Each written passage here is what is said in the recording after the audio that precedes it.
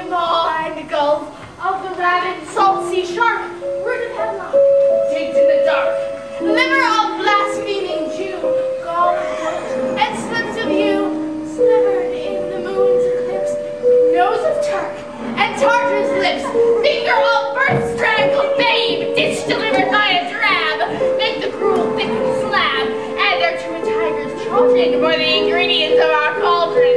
Now the little toilet trouble, by a burning cauldron bubble, lit with the baboon's blood. Then the charm is firm and good. Oh, well done. I commend your queens, and now everyone shall share in the games. And now, about the cauldron and sing like elves and fairies in a ring, enchanting all that you put in. Freaking up my thumbs. Wicked, this way comes. Open, lock, whoever knocks. How now, you secret black and midnight hags? What is't you do? A deed about me! I conjure you by that which you profess, however you come to know it, answer me to what I ask you. Speak, demand. We'll answer. Say if thou'st rather hear it from our mouth, or from our master. Call him. Let me see him. Foreign south blood, that hath eaten her my marrow beast, that's sweetened from the murderer's divot, throw into the flame. Come high or low, thy something office definitely shall. Tell me, thou unknown power. He knows that thought. Hear his speech, but say thou not. Macbeth, Macbeth, Macbeth. Beware, Macduff. Beware the thane of fight. Dismiss me. Enough. Whatever thou art, for thy good caution, thanks. Thou hast taught my fear aright. But one word more. He will not be commanded, but here's another more potent than the first. Macbeth, Macbeth, Macbeth! Thy ears, I hear thee. Be bloody, bold, and resolute. Laugh to scorn the power of man. For none of woman born shall harm Macbeth. Then live Macduff. What need I fear of thee? What's this? It rises like the issue of a king and wears upon his baby brow the round of the top of sovereignty. They didn't even speak now to it! Be lion-mettled, proud and take not care, who chase, who frets, or where conspirers are. Macbeth shall never vanquished be, till great Burnham wood to high Dunsinane Hill shall come against him. That will never be. Who can impress the forest? Bid the tree unfix his earth-bound roots. Sweet bodements, good. Yet my heart throbs to know one thing. Tell me, if your art can tell so much, shall Banquo's issue ever reign in this kingdom? Seek to know no more! I will be satisfied. Deny me this, and an eternal curse fall on you. Let me know. Why sings that cauldron? What noise is this? Show Show his eyes and grieve his heart. Come like shadows of his heart. Thou art you like the spirit of Banquo. Down! Thy crown doth sear mine eyeballs, and thy hair doth wither gold brown brows like the first. A third is like the former. Filthy hags. Why do you show me this? A fourth? Start, eyes, follow the line, stretch up to the crack of doom. Another yet? 7? Horrible sight. Yet the 8th appears. It bears a glass and shows me many more. Now our siege is true. The blood-bulged Banquo points at them for his. What, is this so? Aye, sir, all this is so. But why stands Macbeth thus amazedly? Come, sisters, cheer we up his frights, and show the best of our delights. I'll charm the air to give a sound while you perform your antic round, that this great king may kindly say, our duties did his welcome pay.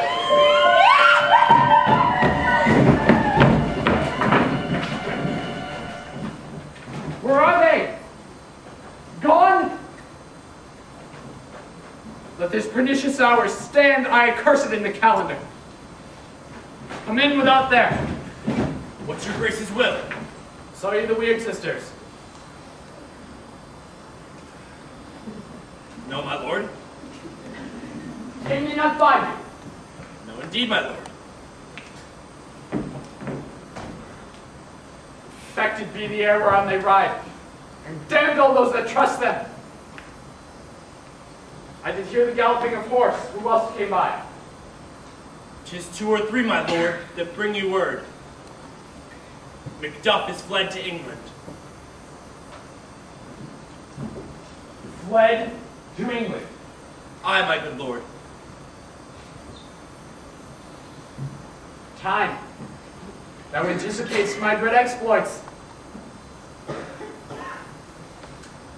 The castle of Macduff I will surprise. Seize upon Fife. Give to the edge of the sword his wife, his babes, and all unfortunate souls that trace him in his line. No boasting like a fool. This deed I'll do before this purpose cool. Where are these gentlemen? Come, bring me where they are.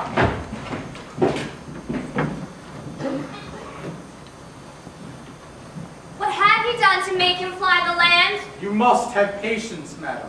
He had none. His flight was madness. When our actions do not, our fears do make us traitors. You know not whether 'twas his wisdom or his fear. Wisdom? To leave his wife? To leave his babes, his mansions and his titles in a place from whence himself does fly? He loves us not. He wants the natural touch. For the poor wren, the most diminutive of birds, will fight her young ones in the nest against the owl. All is the fear and nothing is the love. So little is the wisdom where the flight so runs against all reason. My dearest coz, I pray you, school yourself. But as for your husband, he is noble, wise, judicious, and best knows the fits of the season. I take my leave of you. Shall not be long, and I'll be here again. Things at its worst will cease. But let's climb upward to what they were before. My pretty cousin, blessing upon you. Fathered he is, and yet he is fatherless. I'd be so much a fool should I stay any longer. It would be my disgrace and your discomfort. I take my leave at once.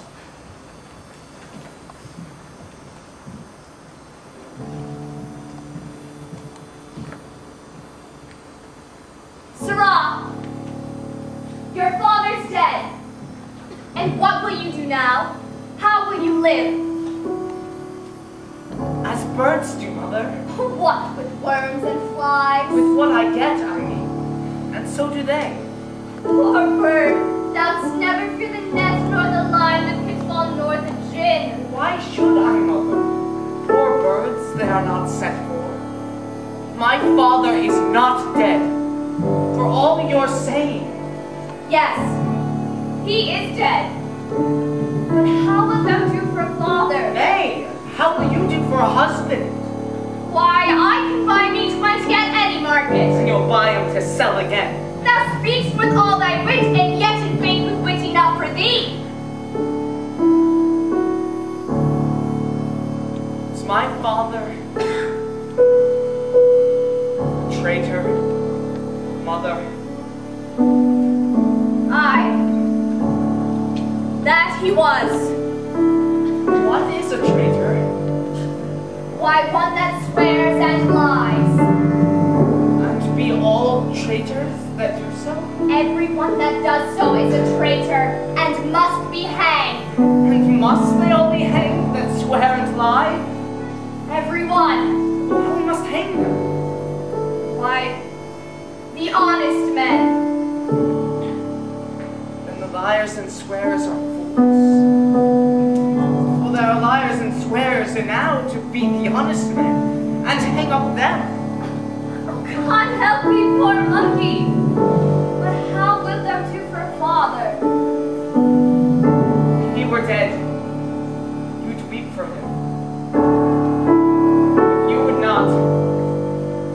For a good sign, I should quickly have a new father. Poor prattler, how thou talk'st.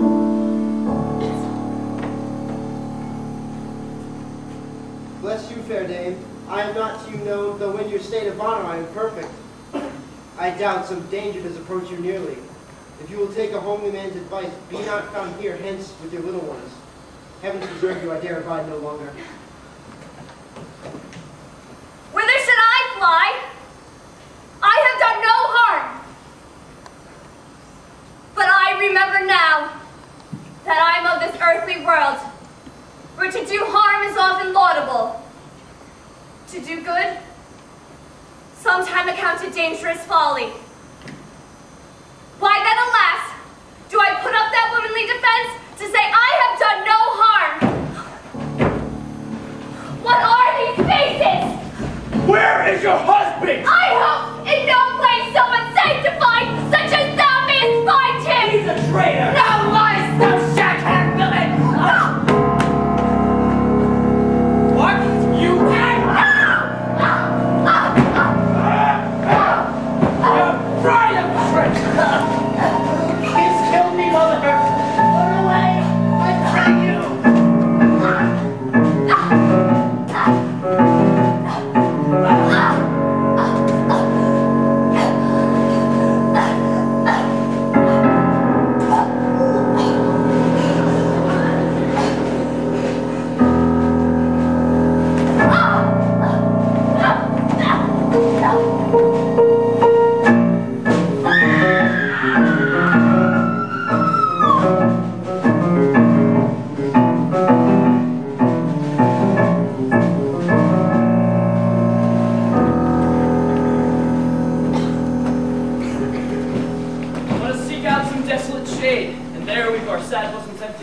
Let us rather hold fast the moral sword, and like good men bestride our downfall birthday. This tyrant, whose sole name blisters our tongues, was once thought honest. You have loved him well. He hath not touched you yet. I am young, but something you may deserve of him through me, and wisdom to offer up a weak, poor, innocent land to appease an angry god. I am not treacherous. But Macbeth is. A good and virtuous nature may recoil in an imperial charge. But I shall crave your pardon. That which you are, my thoughts cannot transpose. I have lost my hopes. Perchance, even there where I did find my doubts. Why in that Ronus left you wife and child without leave taking? I would not be the villain that thou thinkst. For the whole space is in the tyrant's grasp, and the rich east to boot. Be not offended. I speak not as an absolute fear of you. I think our country sinks beneath the yoke. I think withal there would be hands uplifted in my right, and here from gracious England have I offer of goodly thousands. But for all this, when I shall tread upon the tyrant's head, or wear it on my sword, yet my poor country shall have more vices than it had before, more suffer, and more sundry ways than ever, by him it shall succeed. What should he be? It is myself, in whom I know all the particulars of vice, so grafted, that when they shall be opened, black Macbeth will seem as pure as snow, and the poor estate esteem him as a lamb, being compared with my confineless harms. Not in the legions of horrid hell can come a devil more damned than evils to top Macbeth. I grant him bloody, luxurious, avaricious, false, deceitful, sudden, malicious, smacking of every sin that has a name. But there's no bottom, none in my voluptuousness. Your wives, your daughters, your matrons, and your maids could not fill up the cistern of my lust. Better Macbeth than such a one to reign. Boundless intemperance in nature is a tyranny. It has been from time the emptying of a happy throne and fall of many kings. But fear not yet to take upon you what is yours. You may convey your pleasures in a spacious plenty, and yet seem cold. With this there grows in my most ill-composed affection such a staunchless avarice, that were I king I should cut off the nobles of their lands, desire his jewels in this other's house, destroying them for wealth. This avarice sticks deeper, grows with more pernicious root than summer-seeming lust, and hath been the sword of our slain kings. Yet do not fear. Scotland hath poisons to fill up your will of your mere own. All these are portable with other graces weighed. But I have none the king becoming graces as justice, verity, temperance, stableness, bounty, perseverance, mercy, lowliness, patience, devotion, courage, fortitude. I have no relish of them. Nay, had I power, I should pour the sweet milk of concord into hell. Uproar the universal peace. Confound all unity on earth. Oh, Scotland, Scotland. If such a one be fit to govern, speak. I am as I have spoken. Fit to govern? No, not to live. O nation miserable, thy royal father was the most sainted king. The queen that bore me, oft upon her knees and on her feet, died every day she lived. Fare thee well. These evils thou hast appeased upon thyself hath banished me from Scotland. On my breast thy hope ends here. Macduff, this noble passion, child of integrity, hath from my soul wiped the black scruples, reconciled my thoughts to thy good truth and honor. For even now I do put myself in thy direction and unspeak mine own detraction. Here abjure the taint and blames I laid upon myself as strangers to my nature. I am yet unknown to woman. Never was born to man. Scarcely have coveted what was mine own. At no time broke my faith, would not betray the devil to his fellow, and delight no less in truth than life. What I am truly is thine, and my poor country's command.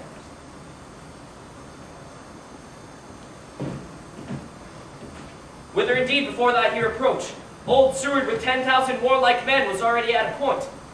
Now we'll together, and our chance of goodness be like our warranted quarrel.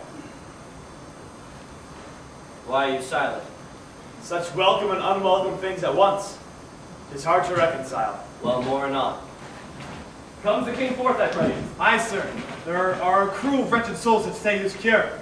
Their malady convinces the greatest they have art, but at his touch, they presently amend. I thank you, doctor. What's this disease he means? 'Tis called the evil. A most miraculous work in this good king, which often since my here remained in England I have seen him do. With this strange virtue he hath a heavenly gift of prophecy, and sundry blessings hang about his throne that speak him full of grace. See who comes here. My countryman, yet I know him not. My ever-gentle cousin. Welcome hither. I know him now. Good God, be times remove the means that make us strangers. Sir, amen. Stand Scotland where it did? Alas, poor country. Almost afraid to know itself. Or relation too nice, and yet too true. What's the news for you? That of an hour's age doth hiss the speaker. Each minute seems a new one. How does my wife? Why, well? And my children? Well, too. The tyrant has not battered at their peace? No. They were well at peace. When I did leave them. Be not stingy of your speech. How goest? When I came hither to transport the tidings, which I have heavily borne, there ran a rumor that there were many worthy fellows at rout, which was to my belief witnessed the rather, for that I saw the tyrant's power afoot. Now is the time of help. Your eye in Scotland would create soldiers, make our women fight, to doff their dire distresses. Be it their comfort. We are coming thither. Gracious England hath unto us old Seward and 10,000 men. An older and a better soldier none that Christendom gives out. When I could answer this comfort with the like, but I have words that be held out to the desert air, where hearing them should not latch them. What concern they? The general cause? Or is it a fee grief due to some single breast? No mind that's honest, but in it shares some woe, though the main part pertains to you alone. If it be mine, keep it not from me. Quickly, let me have it. Let not your ears despise my tongue forever, but shall possess them with the heaviest sound that ever yet they heard. I guess that. Your castle is surprised.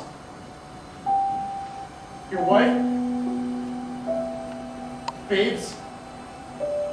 Savagely slaughtered. To relate the manner on the murder of these quarry deer, to add the death of you. Merciful heaven. My children too?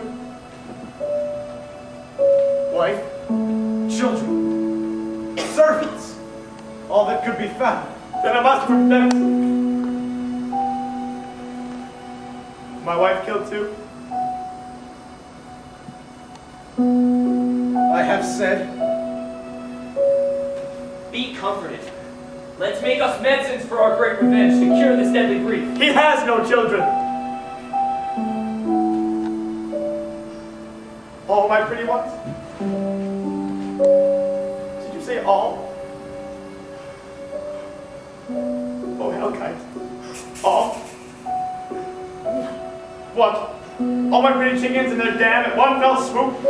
Dispute it like a man. I shall do so! But I must also feel it as a man.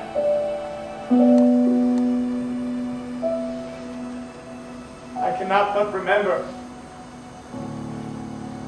such things were that were most precious to me. Did heaven look on and would not take their part? Sinful Macduff, they're all struck for thee. Not that I am, not for their own demerits, but for mine fell slaughter on their souls. Heaven rest them now. Be this the whetstone of your sword. Let grief convert to anger. Blood not the heart, enrage it.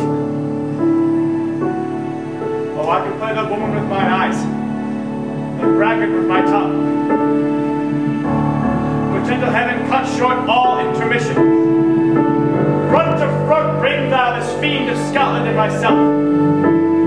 For my sword's length set him. If he escape, heaven forgive him too. This tune goes madly. Come, go we to the king. Our power is ready and our lack is nothing but our leave. Macbeth is ripe for shaking, and the heavens above put on their instruments. Receive what cheer you may. The night is long that never finds